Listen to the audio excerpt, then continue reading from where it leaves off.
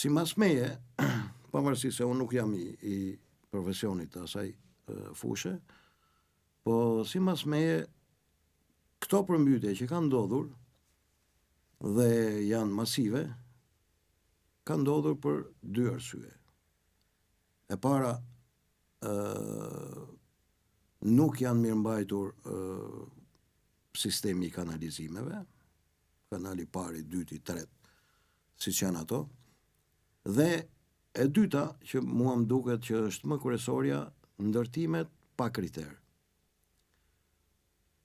Janë ndërtuar shtëpi, banesa, biznese në vende që historikisht nuk ndërtoheshin më përpara.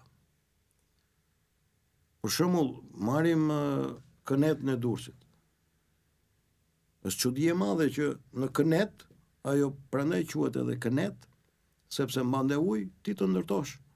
Më përpara nuk ndërtohesh, jo se ndalonte shteti, por sepse ishte tradit nga vetë popullsia që nuk ndërtohesh në vendet që mbanin ujë.